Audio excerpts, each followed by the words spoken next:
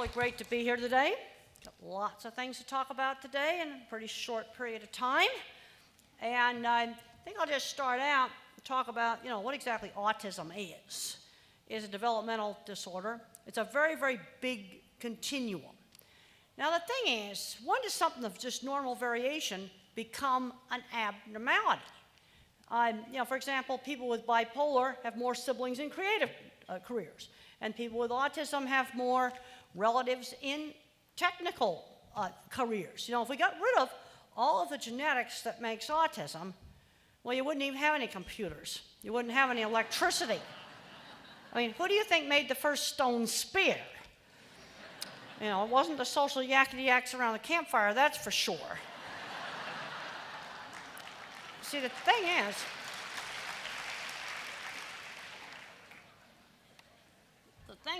a little bit of these traits can provide an advantage. You get too much of the trait, then you get a disadvantage. You see, that's the problem. It isn't like having tuberculosis where you either have it or you don't. I just got back from Australia and I had to check off on the customs form whether or not it had tuberculosis. And I could definitely say no. You see, that is something that's absolutely definitive. Now the thing is, what would happen to little Albert today? Well, Dr. Einstein had no speech until age 3. He would have been diagnosed autistic in a lot of school systems. What would happen to him? It makes me really, really worried. Fortunately, somebody let him develop his abilities. I think a job at the patent office was a good thing because he got exposed to lots and lots of new ideas. What about Steve Jobs? Yep, he was a loner. He brought snakes to school. He didn't have any friends. And one of the things that fixed him, that really helped him, was the local kids' computer club. When he was in high school, he got in to do computers with other students, and this really helped him because the only place I had friends was where there was shared interests. Okay, autism is a very, very big spectrum. It's not precise. It's a behavioral profile. You see, and it varies all the way from someone like Einstein, Silicon Valley. Half of Silicon Valley's got a bit of the spectrum. They tend to avoid the labels. And then you've got, on the other end of the spectrum, somebody very, very severe. You see, it's a huge spectrum. It's a much bigger spectrum than something like dyslexia. Now, when I worked on my book, The Autistic Brain, and we looked at the history of diagnosis, it was kind of shocking how much things have changed. Nobody's changing the diagnosis of tuberculosis. It's still pretty much the same. Yes, there's resistant strains now we got to worry about, but it's still tuberculosis. Where in 1950 and 1970, they blamed mothers, the psychoanalytic approach. Then in 52, they were mixing up autism with schizophrenia. This is the American Psychiatric Association. You see, the problem is these labels are half science and the other half is doctors squabbling around conference room tables. And 1968, they just mentioned autism. It just sort of barely got mentioned. And then in 1980, they finally came up with a definite diagnosis where you had to have speech delay and other, obviously, autistic behaviors. In 1987, they added PDD-NOS, pervasive developmental disorder not otherwise specified. Well, what is that? 1994, they added Asperger's, where now if you're just a geek and a nerd and you're socially awkward, you now get an autism diagnosis because you no longer had to have speech delay. Well, now in 2013, they decided to take out the Asperger's, and now the whole thing is very muddied because what about the speech delay and the abnormal language? Well, that's all kind of blurred now. Then they started a new diagnosis called social communication disorder, and they're trying to say that's not autism. Well, what do you think the core problem is in autism? It's socially awkward. It's sort of like you take out some social circuits in the brain, you end up with geek circuits to do all the fun geek stuff. Now, the genetics is complicated. It's not a simple thing. Lots of little tiny code variations involved with the DNA that's involved with the brain development. It's complicated. What people don't realize is only 2% or less of the DNA actually codes for proteins, makes the animal. What does the rest of the DNA do? Well, when I was getting my PhD at the University of Illinois, they used to think non-coding DNA was rubbish or junk DNA. No, it's probably the operating system. It tells the other DNA what to do. So when you fold the genome all up, coding DNA comes against non-coding DNA in some unknown pattern. And in my work with animals, I got a new edition now of my book, Genetics and the Behavior of Domestic Animals. It's a textbook. If it sells 1,000 copies, that's a bestseller for a textbook. And one of the first things in the first edition we looked at was how traits are linked. Now, the famous experiments by the Russian scientist Belyaev. And he wanted to breed foxes that wouldn't bite your hand off. So they selected foxes to be gentle, and they ended up with a black and white border collie fox dog. You see, coat color was linked to temperament. Yeah, traits are linked. Over-select for a single trait, you're going to have a lot of problems. And this article in Science and Nature, there were a bunch of articles on the ENCODE project. You know, somehow maybe there's some kind of mathematical relationship on how the operating system works. Okay, all you Aspie hackers out there, I challenge you. The ultimate hack is the non-coding DNA. I mean, why do you want to mess around with people's Visa cards and things like that when you can hack DNA? A lot more interesting and a lot more valuable. But the problem is, we don't really know how the operating system works. Okay, I like to look at variation in personality traits, sort of like a music mixing board or an audio mixing board. You know, you can make anxiety a little less, you can make anxiety a little more, you can make depression a little less, you can make visual thinking more or less, mathematical thinking more or less. These things are on a continuum. See, what the problem with top-down verbal thinking is once someone gets labeled autistic, there's a tendency sometimes to overprotect. You know, like say, oh, well, little Jimmy, you know, he's got Asperger's or autism. He doesn't have to order his food in the restaurants. I go, oh, yes, he does. And that's the kind of stuff that my mother always had me doing. I had to do stuff. She had me be a little hostess at her cocktail parties, so I'd learn social skills. Really important stuff like that. Now, being a visual thinker was a really big asset in my work designing equipment. And this is actually a curved round crowding pen going up to the chute to go in one of the beef packing plants that I worked on. And when I design something, I can test run it in my mind. Now, if you want to see how this works, you can go on YouTube. I have a video called Beef Plant Video Tour with Temple Grandin. Then you can see how it works. Now, people always ask me, do the cattle know they're going to get slaughtered? Well, I had to answer that question. And I found they behave the same way at the slaughter plant as they do in the veterinary chute. Yes, there's some stress, but if they knew they were going to die, they should be jumping out, and they usually are not doing that. Okay, I used to joke around that I had a huge visual thinking circuit, a big graphics circuit in my brain.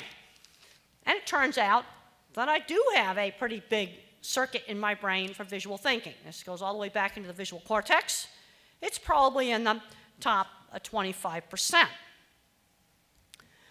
And when you're a weird nerd and you're trying to get your business started, I found nobody wanted to talk to me.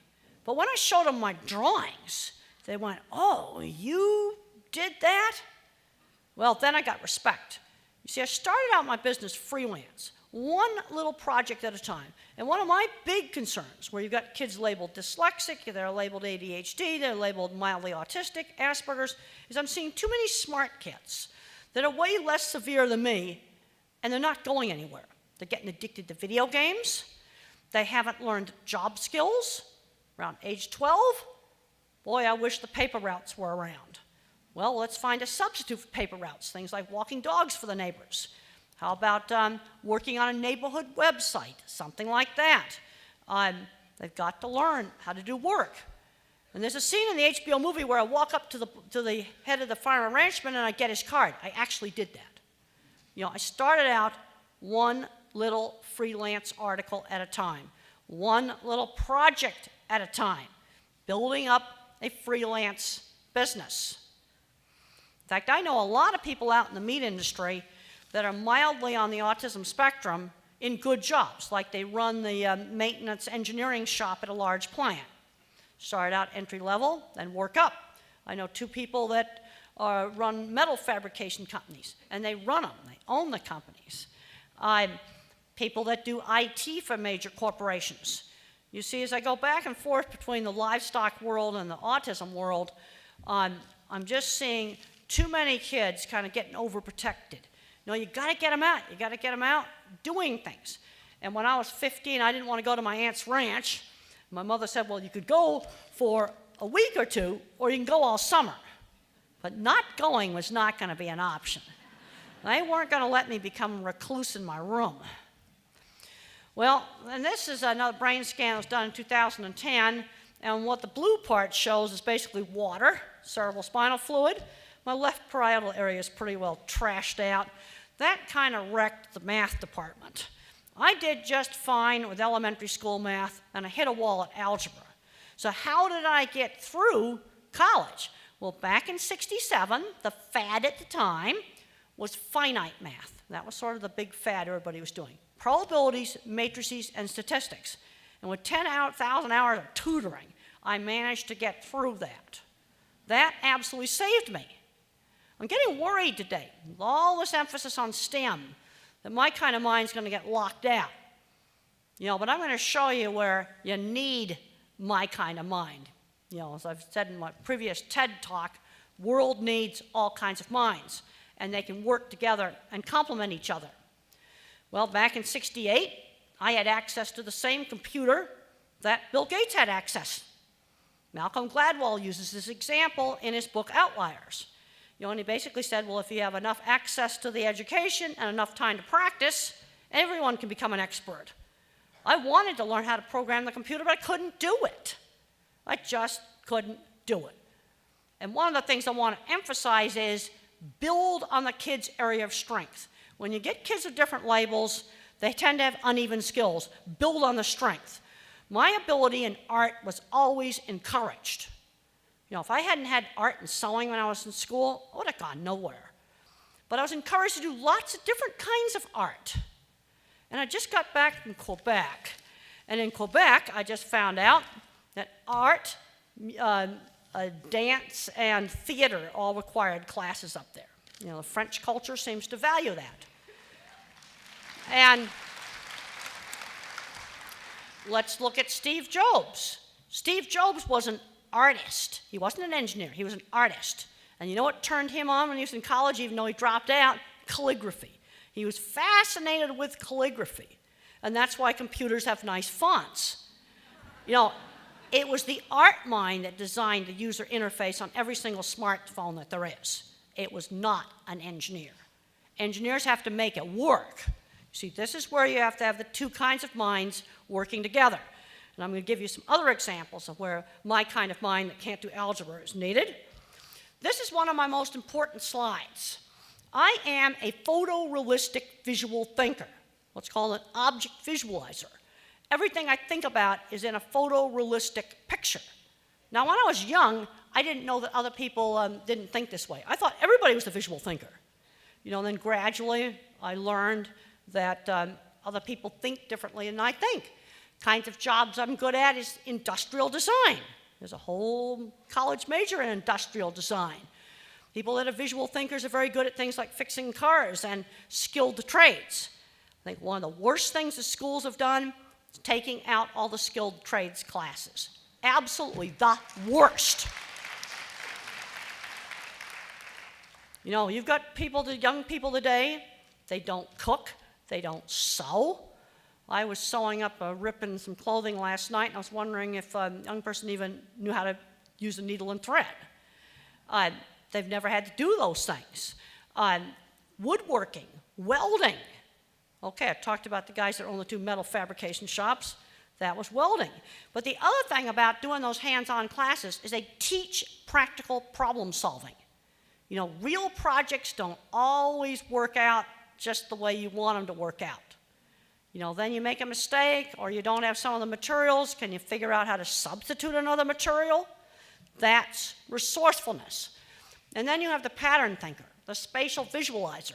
These are the kids that are going to ace all the math stuff. But the ones that are really brilliant in math often have trouble with reading. And I'm seeing some very bad situations where I see a kid who's a little brilliant mathematician in the 3rd grade, and they're making him do that baby math over and over again. Well, you'll just end up with a behavior problem. If he can do the high school math, let him do the high school math. Also, we got to get a lot more into what are they going to do when they grow up.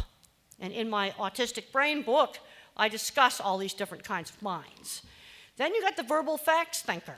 These guys, they're very good with anything with words. They understand words. And obviously, most so-called normal people are mixtures of these different kinds of thinking. Now, we need to have evidence today that this is not just some nonsense that I've made up.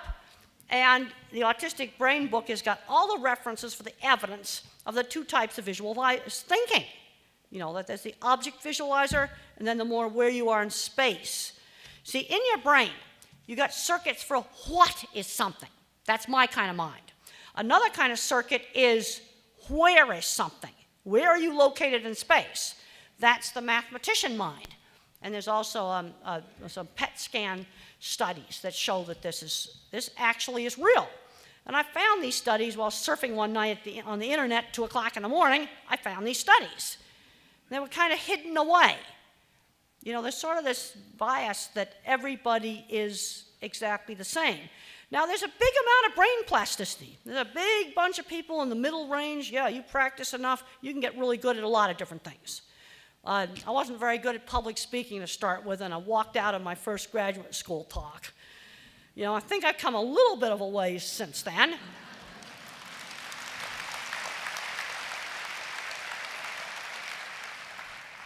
But then there's other things where it'd be better off just to work on developing the strengths. You know, there's 2 ways to do the math. There's the verbal way, and there's the more geometric way. Some of these kids that are really smart at this stuff, they don't show their work. Well, I think people need to understand they think differently. We need to take some precautions against cheating, but once we've done that, then accept the fact that they think differently. Now, I want to give you a little glimpse into the mind of the mathematician. This is not my mind. That praying mantis is made out of a single sheet of folded paper. No cuts, no tape. In the background is the folding pattern. That certainly is not my mind. And there are some beautiful origami stars some kids gave me. I always like to show my drawings off because when you're a weird nerd, I learned that you got to sell your work rather than yourself during an interview. We got to figure out ways to short circuit that process. And you never know where you might meet the person that will open the door, so your portfolio better be on your phone. Here's gorgeous artwork that Jessie Park did. She's more at the moderate level. This is a good example of developing talent and getting a person to do work other people want. She was obsessed with electric blanket controls. Well, nobody wants that for artwork. They had to get her off that. And here's some beautiful artwork that another person on the autism spectrum at the moderate level is making. And both of these artworks are being sold professionally. All right, what's this mess? Okay, gearheads out there. Okay, engineers. This is the reason why you need us art minds that can't do algebra. What's left there is something you don't want to get very close to. It's the remains of the Fukushima nuclear power plant.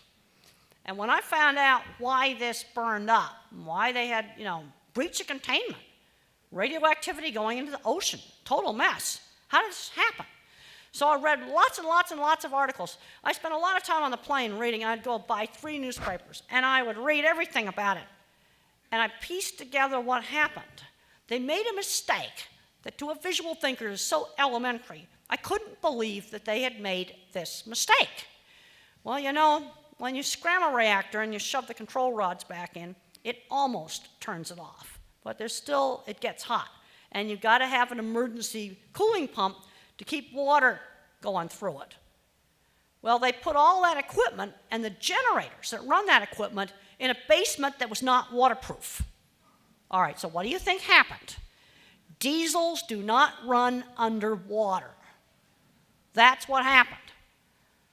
That's a mistake I would never, ever make. And, I'd go, wait a minute, you got to have some submarine doors here that you crank shut. You're going to need some sump pumps if the water's leaking, in there. Well, if they'd had those simple things I understand, things I think you understand, wouldn't have had this problem. We really do need all kinds of minds. Now, in my first work with cattle, I noticed that they were afraid of a lot of visual detail, like, for example, this flag waving. Okay, animals notice detail.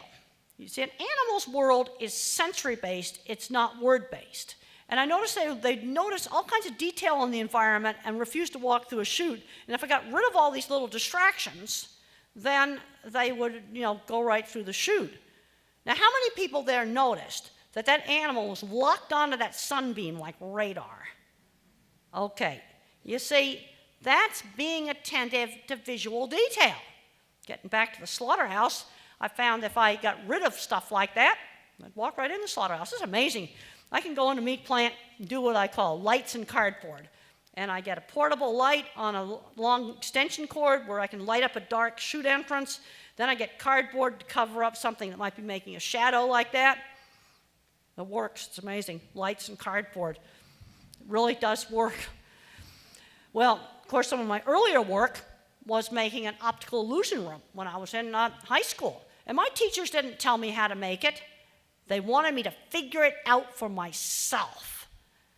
And that's what I had to do. It wasn't easy. Animals' world's sensory-based. So when they remember something, it's a picture. Let's say an animal gets afraid of something. Okay, like there was a horse that was terrified of black cowboy hats. White cowboy hats were fine, but black cowboy hats were really scary. Didn't want to be anywhere near black cowboy hats. In human beings, language covers up sensory-based thinking. There's a type of Alzheimer's, whereas the language parts of the brain are trashed, artwork like this comes out. Or Van Gogh was painting Starry Night and putting swirls in there, and he didn't realize he was doing mathematics. The mathematicians got a hold of this. This is an important slide. And it's true for both a lot of people on the autism spectrum. It's true for me. It's also true for animals. Bottom-up thinking. Everything is learned by specific examples. And I was just at a really nice bookstore last night, and I noticed a book they had out there about a genius dog, a border collie that learned all these words. And when they trained that dog, it was all specific examples, everything specific examples. They had to teach her categories for different types of toys. Okay, balls versus sticks or something like that. That's done by specific example. You want to teach a kid with autism things like up and down. You need to use 7 or 8 different specific examples. Otherwise, they might think up just meant up the stairs. No, the kite went up in the air. The cup was put up on the shelf. I picked up the paperclip. You've got to use a bunch of different specific examples. Everything is learned by specific examples, and specific examples are put into categories. That's how my mind works. It's also associative, not linear. It's associative thinking. So if I see in my mind the picture of United Concourse B, I was just in there the other day, my mind can either go into a glass structure category or an airport category. You see, my mind works like Google's search engine. And I'm going to show you a brain circuit that I've got that's going to explain that. And there's no generalized pictures of any of these things. It's all specific. It's what's called bottom-up thinking. We need a lot more bottom-up thinking in government policy. That's something we really need. We got people coming right out of college with a degree in something like political science or public administration, and they're going right into politics or lobbying. But they have no practical experience with any of the stuff that they're legislating or lobbying about. And I think it is a real problem. That's why we've got so many bad problems today. Okay, glass structure category. Go through those quick. How about airport category? Yeah, they're all specific. And, Atlanta, big security lines. Okay, all right. And when I asked a physics professor one time to think about a church steeple, instead of getting specific ones the way I do, he got pictures of motion of people praying and singing and swaying. I go, oh, wow, trippy. That's not my mind. Now, animals make categories. Let me show you one that found in the cattle industry. Okay, we got a man on a horse. The cattle will get real close to the man on the horse. They feel comfortable with the man on the horse. But when the guy gets off the horse and is on foot, the cat will run away. But think about it. Man on a horse is a different picture than man on the ground. You see, you've got to train them to both. Animal thinking is extremely specific, and I talk about this in my book, Animals in Translation. How do we categorize a problem when we're troubleshooting? Is there something wrong with equipment or something wrong with training? Or are you working with a kid? Is it a biology problem, like sensory oversensitivity? Or is it a behavior problem, like frustration because they can't talk, or I want to get out of doing something, or I want to get attention? I find categorizing problems really easy, but if you want to be good at troubleshooting, you need to be able to categorize things. Here are the lucky geeks. They got to land the Mars rover on Mars. But I'm seeing the younger versions of too many of these kinds of guys getting addicted to video games, and I'm hearing this story, well, I can't get him out of the basement. He's 18, I can't get him out of the bedroom. No, they weren't going to let me become a recluse in my room. This is what makes me crazy, because I've been out to Silicon Valley. I've been to Disney Imagineering, I've been to Google, I've been to Pixar, I've been to a whole lot of different places. Oh, it's all full of people mildly on the autism spectrum. You know, all kinds of people there. Some of them older people. Now, where a diagnosis later in life can be helpful is in understanding relationships. But when we're dealing with these more milder people on the job front, I'm seeing them get held back, not learning any work skills, kind of overprotecting some of these kids. What you got to do is you got to stretch them. You got to push them just outside their comfort zone. Don't chuck them in the deep end of the pool. Don't give them sudden surprises. But if you don't stretch them, they don't develop. I was more interested in looking at pictures of things than pictures of people. But we need people interested in things. After all, Tesla, who invented the power plant, probably was autistic. You got to stretch them. Mentors. I had a fantastic science teacher. You know, you got to expose kids to interesting things to get them interested in interesting things. If I hadn't been exposed to an optical illusion room, I would not have gotten interested in it. You know, sort of imagine their heads got like an empty internet, and you got to fill it up full of web pages.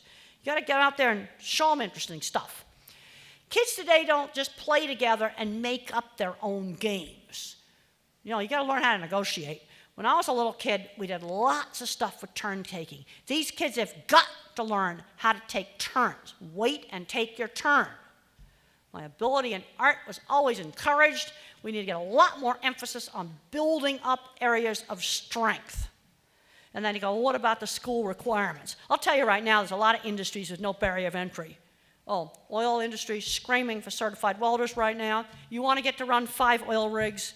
You're a really nice 26-year-old guy that likes to drink Coke in his hotel room instead of getting blasted on beer, and you do a job for like 7 or 8 years, you'll run 5 oil rigs. I mean, there's a lot of industries out there where there's absolutely no barrier of entry.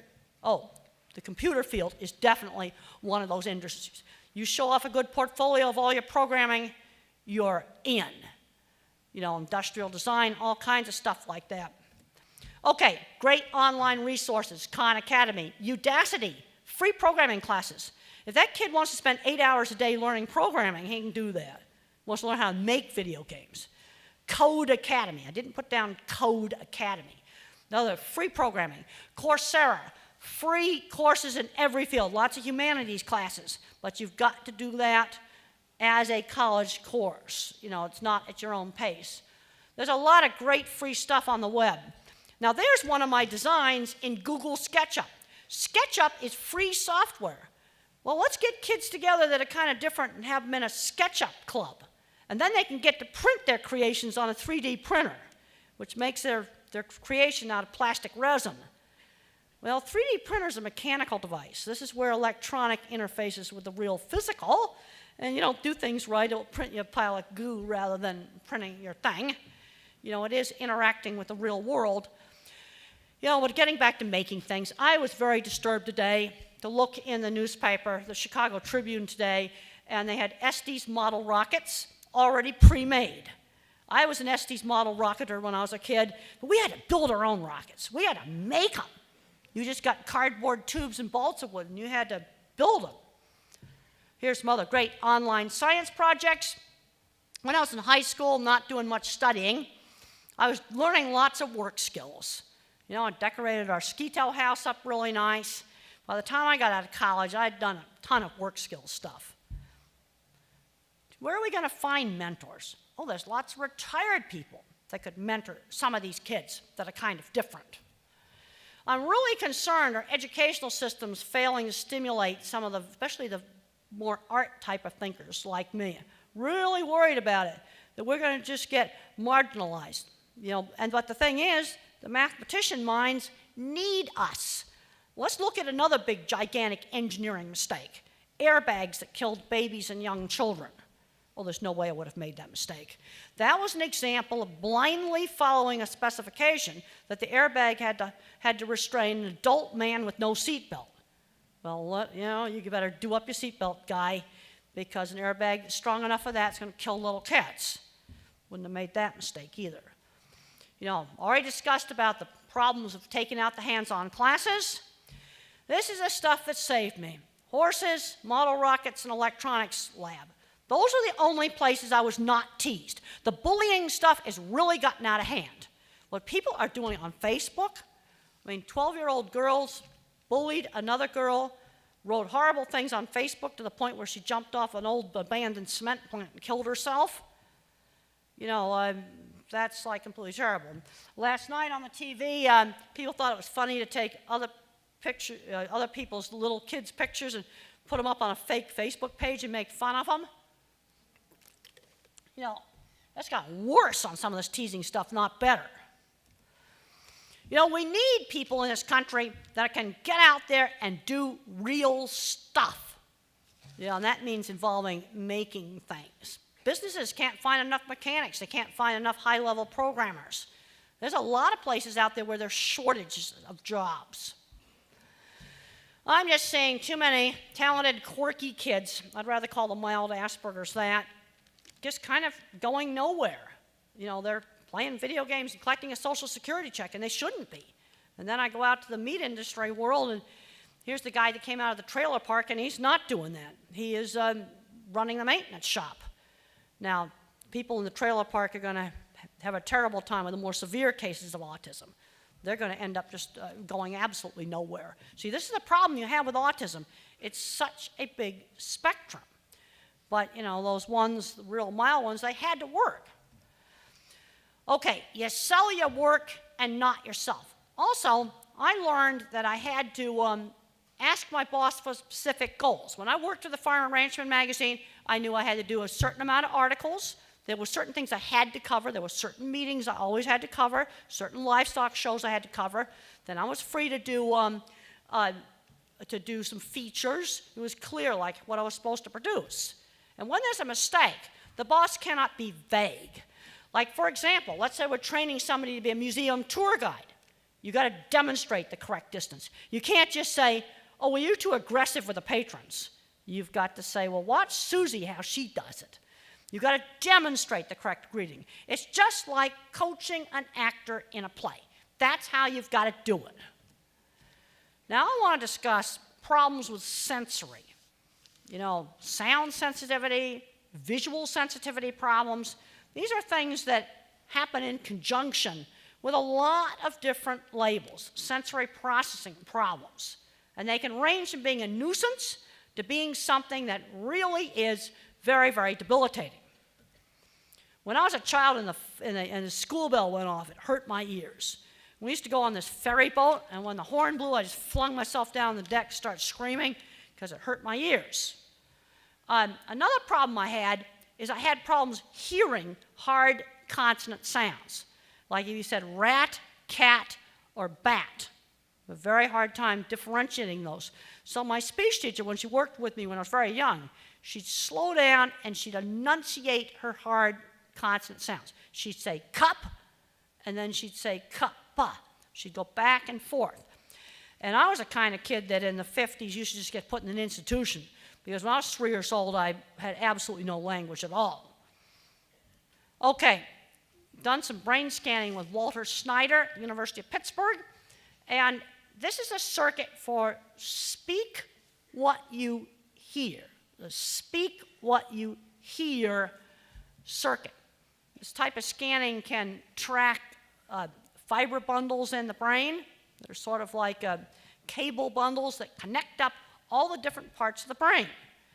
Now that is a cable bundle that goes from the language motor area down to the visual cortex for speak what you see. This is mine. And all those different bushes, you can see there that they've actually cut off the ends of the bushes because they go all over the brain. And basically the way my mind works is I have a language-based visual search engine. In other words, you can put keywords in and it pulls up all kinds of other, all kinds of pictures. Now the thing is, there's still a continuum here. You can see that the normal circuit has got a few bushes on it. At what point do extra bushes become an abnormality?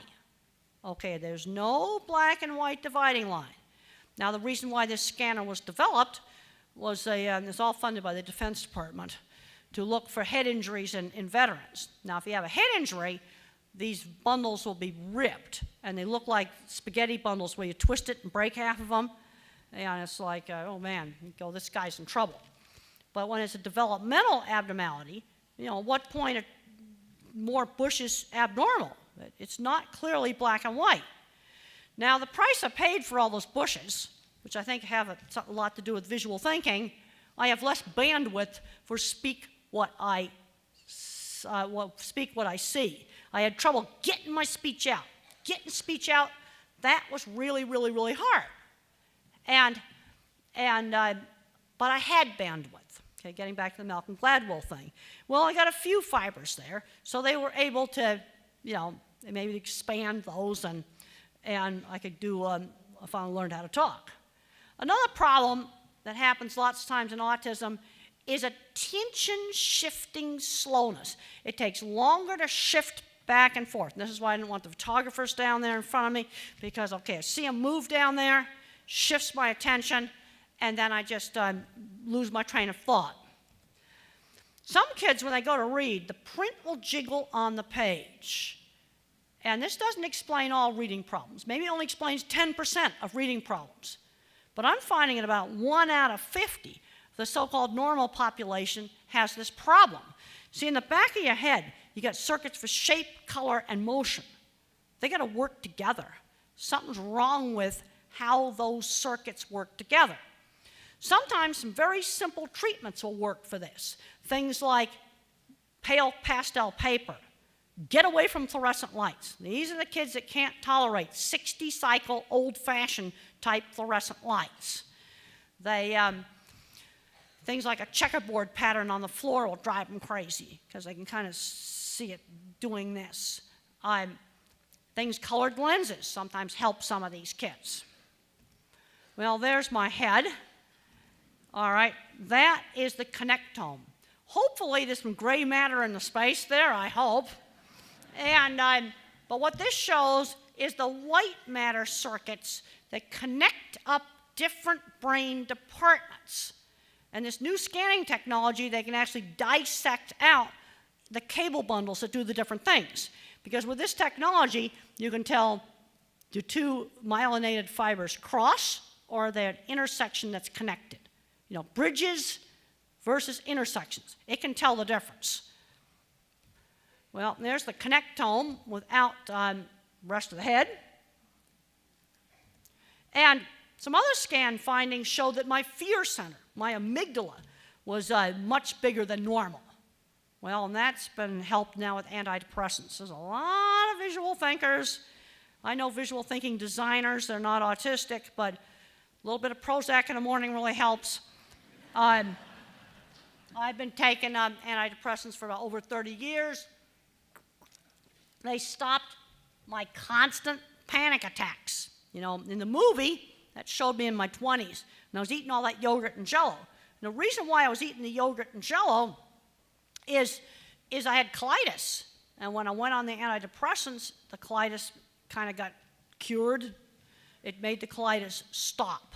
But you've got to use really low doses of antidepressants. Otherwise, you're going to have problems. Okay, here are some accommodations for the workplace. Getting rid of 60-cycle fluorescent lights. I need a quiet place to work. There's some individuals may need frequent breaks. Also, no sudden surprises in work routine. And I still can't stand scratchy clothes. And I have found that some cotton itches and other cotton does not itch, and I really don't know why. Now, I had a terrible time in a regular large high school, and I was kicked out for fighting in 9th grade, for throwing a book at a girl who was bullying me. She called me a retard.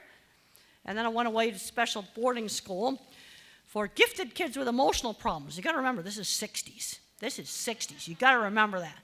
And I got in some big, serious fist fights, and they took horseback riding away for a while. I still could clean the horse barn, but I just couldn't ride them. And I switched from anger to crying. It's okay for geeks to cry. It's okay for boys to cry. NASA space scientists cried when they shut down the space shuttle, and they did it on 60 Minutes. You know, you can go and look that up. You know, looking at some of these things, we got to get a lot more resourceful on how we deal with these kids. You know, let's think about these girls that wrote the awful things on that Facebook page like drink bleach and die. That was one of the things they wrote on this other girl that commits suicide. That's the printable stuff. The other stuff they wrote is not repeatable. Okay, so they're putting a felony charge on these girls. A better thing to have done, they're 12 and 13 years old, a better thing to have done would be to pull them into a big meeting, maybe with the judge, the prosecutor, the police, school, parents, you know, religion, you know, the priest or rabbi or whatever, all together, and the prosecutor's there saying, well, I can sign this form, you know, wrapping you with a felony, or you are banned from social media until you're 18, and you're going to be doing a lot of community service, especially with people that have been bullied. And they have that would be a more constructive way. That would be the take a community way, using a community to work with them. And I've read some interesting stuff on getting, you know, gangs cleaned up and stuff by taking this kind of approach. Okay, you know, now you have a family member with severe autism. You see, this is the problem. If you have very severe autism, even with good treatment, you may not be able to do normal activities. You can't go to a football game. You can't go to the supermarket without there being a tantrum from sensory overload. That's really stressful for the family. You know, and we've got to get supports for those families. One of the things we've got to do, and we need to do this in everything, is getting people out of their silos. You know, one of the problems with the government agencies, they don't communicate with each other. People have got to get to where they start communicating with each other. And then I got to show some pictures of this because we're building a new therapeutic riding center at CSU. We'll show that. And there's a website up there because we got to raise the money to build this. And because the states have cut back all the budgets now for every state college everywhere. And since I'm an ag, this state right here cut all the budget for Future Farmers of America program, which is an ag program for high school kids, which is just terrible. Because for some of these kids that are kind of quirky and different, that's the greatest program. Learn how to fix tractors, learn how to weld, you know, and everyone needs to eat. Okay, now we've got enough time here to do questions. I'm supposed to save 15 minutes for questions, and I can go until 4 minutes after 12 because I'm allowed exactly 1 hour. Okay, they've got, oh,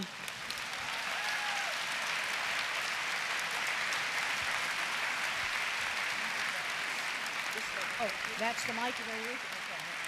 Okay. I didn't realize that mic was the one you were going to use. Well, I've got a roving mic. Now, I can't see out here very well, but hopefully, oh, they're going to turn the house lights up. Good, good. I think somebody's over here, because I would definitely like to do a few questions. Okay, hopefully you can get it to somebody. Yeah, because I can't see. Okay, good. Hello? As an animal lover, I'd like Hi. to thank you for all your work with the humane treatment of animals. I really appreciate that. Well, thank you. Thank you very much. And on a rather simplistic level, I, as an animal lover, I do things like buying cage-free eggs. And then I was devastated to hear someone on TV the other day say, well, if you buy those eggs, that sounds really good on the carton, but it really isn't so. It It's depends not- upon how the cage-free eggs are done. What? You know, it depends how they are done. Exactly, You see, now. this is the problem. On a lot of things, you know, what's really going on in the world is somewhere in the middle. What I think is going to happen in ag is you're going to have things like, you know, cage-free eggs. Cage-free eggs, to really do them right, they are going to be more expensive. Now, what are we going to do about our people that are working at minimum wage that have to buy the cheapest eggs for their kids? All right, let's go to a large-scale commercial. I'm not going to use that buzzword, factory farms, that was going to provide some amenities for the chickens. Like, for example, they can walk at full height and walk in a normal posture. What do chickens want? They want a private place to lay their eggs. You know, they don't like to do that out in the open. Perching, scratching place. It's called a colony house or a colony cage. That probably would be a sensible alternative for, you know, large-scale commercial eggs. And then for the cage-free eggs, they'll work. Where they don't work is where you try to get the stocking densities too high, and then you end up with a big dust mess. They do work fine at lower stocking densities, but then you have to have maybe 5 times more buildings than you would have for you know, large-scale commercial.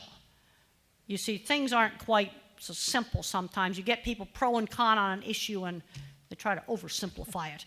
My book, Animals Make Us Human, actually discusses these issues. And it is for sale in the bookstore. Okay, right here, just say it real loud and quickly, and I'll repeat it. Okay, it's a calico mixed cat, tortoiseshell and calico. We got some weird genetics there. You might be interested in my Genetics and the Behavior of Domestic Animals book.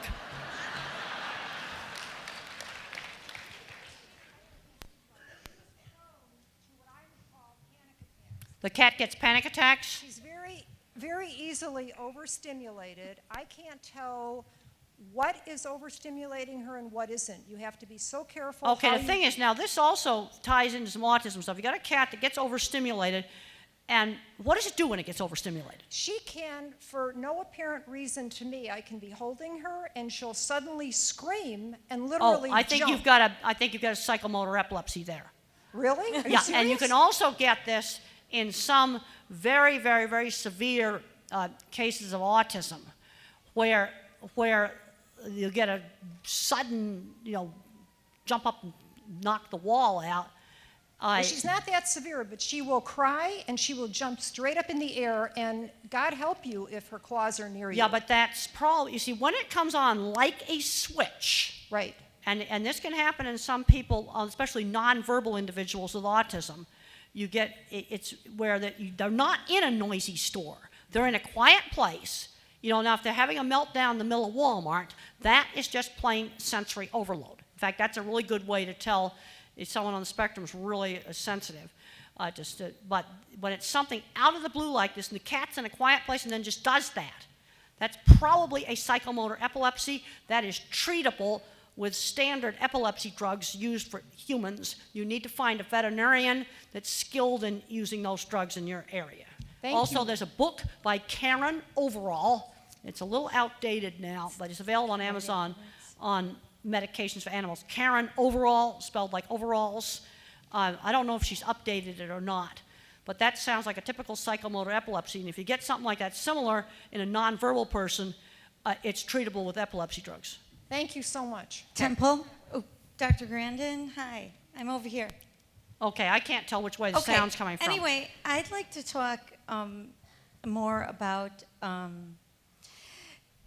the parent hovering over an autistic child. Okay, good. I'm trying to find a reasonable balance for my 17-year-old daughter. I wanted to know, do I go get her a job? Does she get herself Oh, you need to grease the job. You need to grease the skids some. My mother, when I was 13, saw a house where a lady did freelance sewing out of her home, just in the neighborhood, and she went in, talked to the lady, explained the situation. I now had a little volunteer job 2 afternoons a week, taking apart dresses and hemming them. And she liked me so much she started paying me. You know, my mother set up the ranch stuff. No, you need to set up some things for your 17-year-old daughter. Okay, first of all, what is she good at? This is a subject that I really like to talk about. What's she good at? I'm actually struggling with that, but she goes to a regular high school, and What is her best class? she loves the anime club. Anime club, well, first of all, we need to get the art ability more broadened. She's taking graphic design in She's school taking as graphic well. design. The second level, so she's already passed the first So level. she's really good at art stuff. Well, how Right. about working on a neighborhood newsletter? How about She is working on? actually interested in doing yearbook. Okay, good. Let's encourage all that kind of stuff. I But if ha- she hasn't had any job at all, you need to set up some job. It Right. could be something like, Correct. helping at the farmer's market every weekend. You help set the tents up. Doing something in the park with some children's program, or just find stuff in the neighborhood. And it can be volunteer stuff. That's fine. But she needs the discipline of a job. Okay, every Saturday afternoon at 2, you're going to help old Mrs. Jones get her groceries. You just set up stuff like that. Okay. Okay. Thank you. Hello, I was wondering how you feel about mainstreaming of all different kinds of minds in the same room.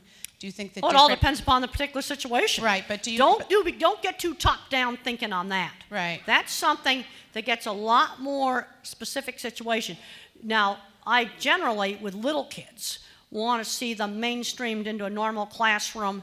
But let's go back to the little math genius. Well, Right, if he so can he do, should be if given he the can do opportunity, college right. math in 3rd grade, Right. you get a laptop loaded with college math software, and you bring it down to the 3rd grade classroom, Mm-hmm. because I want the social of the 3rd grade. But you don't make him do the baby math. Right. So That's- different minds should be able to be trained in different ways. And sometimes in the same room... Oh, that is- definitely they can be trained but in the same sometimes in room. the same room, that is just frankly too much for And the sometimes teacher. it doesn't work. Right. I talked to a very nice teacher who was in Colorado. I talked to her about half an hour about a student she had. It was a nonverbal student who made a lot of very disruptive noises. He was not able to participate in the class at all. That was not working. But then there's other situations where that nonverbal student may be working just fine. I also get asked all the time about public versus private schools and all that stuff. I said, I don't even want to hear that. I have found as I travel around that so many things depend on the particular people and the particular situation and how the parents and the teachers get along. Parents and teachers have got to be on the same wavelength. I cannot emphasize that enough. When I had a tantrum at school, the penalty was no television that night. That was the penalty. That was the rule, whether it happened at home or it happened at school. Now, I was not punished for flinging myself on the deck of the ferry when the horn went off, because that was strictly sensory overload. But we've got to get them on the same page. What I don't want to see, I'll tell you some things I don't want to see. I don't want to see a smart 4th grader that's fully verbal put into an autism class mostly with nonverbal clients. That I don't want to see, because then that Asperger ends up going nowhere when maybe he ought to go to Silicon Valley. See, this is the problem we've got with autism. When the kids are very little and you have speech delay, they all look the same. You work hard on early intervention, really, really hard. And any kid that's not talking at age 3 needs to be in an early intervention. The worst thing you can do with those kids is do nothing with them. And when I get down south where there's no services at all, I say you got to go to your church group, you got to go get students, you got to get someone to work with these kids. Okay, then when you work on them, they kind of diverge into kind of 3 groups. A real high-end group, maybe really math geniuses, art, stuff like that, but they have some skill deficiencies, could go into a high-level career. There's kind of a moderate group, and then there's a group that does not become verbal, and is definitely going to have to live in a supported living situation. See, this is the problem. How did such a broad thing get all called autism? Because when they were 3, they all looked the same. When they're little kids. And then the Asperger's thing, that had no speech delay, but now they've merged that in, and now it's gotten even broader and more murky. Hi. Okay? Yep, I'm right here. Okay. And you're right. You see, I can't tell where the sound's I'm right in coming between the opening. from. Okay. My name is Mandy. I'm a behavior therapist and a graduate student in psychology. First, I just want to say thank you for all that you've done for the autism community. And so my question is, you've talked a lot about how being a visual and pattern thinker and developing that strength has been really helpful for you. So I'm wondering how and when you figured that out and how you were able to communicate that to other people in your life. That's a really good question. My ability in visual thinking showed up around 3rd and 4th grade, 8 and 9 years old. You know, the drawings and pictures I made in kindergarten and first graders are just normal little kids' stuff. You know, sometimes these things show up earlier, but lots of times it doesn't show up that early. Now, first of all, the kids that are the visual thinkers like me usually are really good at art. That's your first tick off. Also going to be really good with Legos. Okay, then your math kids. They're going to be good at math. They also tend to be really good at Legos, but the little math heads have trouble with reading. That tends to be the pattern. And the word thinkers, they'll memorize every fact about whatever their favorite thing is, and that will show up. Sometimes they learn more than one language. There are some word math combinations that actually end up being good at programming. Now, in my book, The Autistic Brain, I fully discuss how the different kinds of minds work and provide scientific evidence for that. I work with both children and adults with autism, and especially a lot of the adults were really upset by the changes in the DSM-5. And these are adults that were Asperger's. That had previous Asperger diagnoses.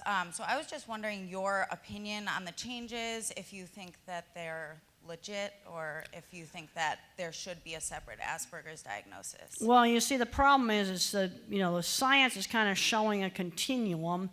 I think as more work's done with brain scans and things like that, start breaking autism up into component parts. You see, the problems with the eye, with the face recognition, eye contact, a lot of that social stuff, that's the core deficit. Then you get into things like what kind of thinker they are. That's something different.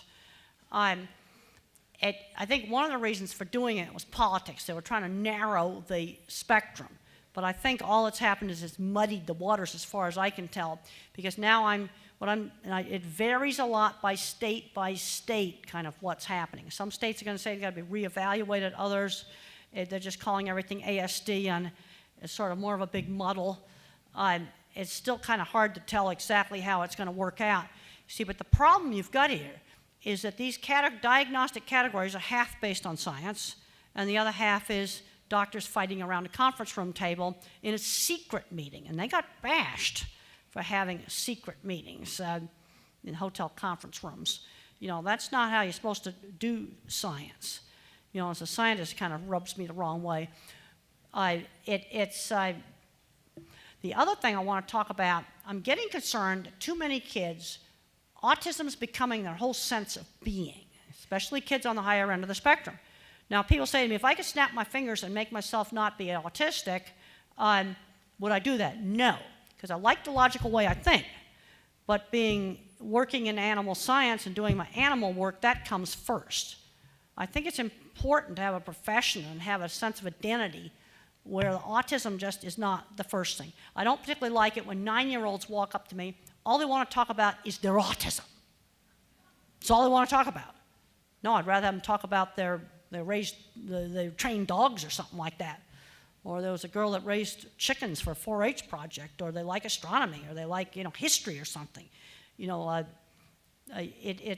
get concerned where that becomes their total sense of being. Dr. Grandin?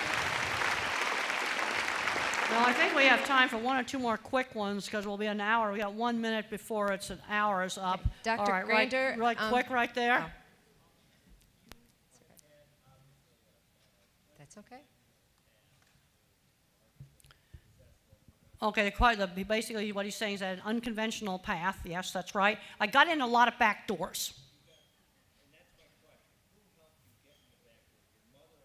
Okay, what happened with me, when my mother got remarried, that brought the ranch into the family, and I got to go out to my aunt's ranch. But then by the time I graduated from Franklin Pierce College, with a bachelor's in psychology, Mother had worked on setting up a lot of job stuff. The sewing job, the ranch, an internship at a hospital that had autistic and emotionally disturbed children. You remember this is 60s, and a internship at a research lab where I had to share a house with another lady. That's stuff where she greased the skids and set it up. Then when I went out, but I also had been doing all these carpentry projects, and I'd sold a few signs. So when I went out to Arizona, I was in graduate school. Well, I went over to the Arizona State Fair and started painting signs for the carnival. I sort of had, that entrepreneur. I really did walk up to the Arizona Farm and Ranchman guy, and I got his card, and I told him about my master's thesis. You see, and that started out one little article at a time. This stuff I did on my own. Started out just one little thing on its time. And you see, then you start writing, and you write about a subject, then you start building up a reputation in that subject. Also, I figured out by the time I graduated that certain people could open the door. That's something that I figured out. And you never know where those people are going to be. That's what I did.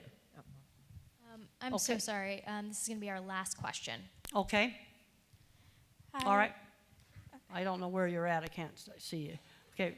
Right here, there's some of the black. All right, or you can talk really loud. I'll try to repeat it. I just.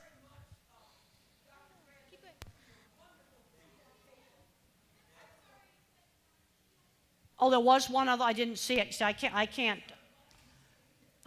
see what's. Sorry. Okay. Hi, I just wanted to say first, I have ADHD, and I really admire you because you've come so far you've studied animal cognition, that you've come up with all these great theories. It's exactly what I want to do. But my main question was that there's with artificial selection in dogs and things like that, there's those genetic traits that I know you've talked about. Oh, there's really problems with dogs. The bulldog is like a deformed freakazoid. You want to see what a bulldog's supposed to look like? Go to Google Images and type in Bulldog's Dilemma, and you'll see the 1938 version. My question was, do you feel it's unethical to breed them, or do you think we can actually, I know there's studies saying we can learn from the problems that come with them? Well, I don't think we should be breeding animals, either for pets or for food, where the animal has physical problems, like lameness. It's not able to have its babies naturally. It's got neurological problems. Bulldogs can't hardly walk. They have to have their puppies by cesarean. They can't breathe because they kept breeding for the smashed-in face. I have problems with that. We shouldn't be breeding animals that are physically defective, either for food or for pets. And you over-select for single trait, you wreck your animal. And you'd probably be a fan of my behavior, second edition of Genetics, the Behavior of Domestic Animals. And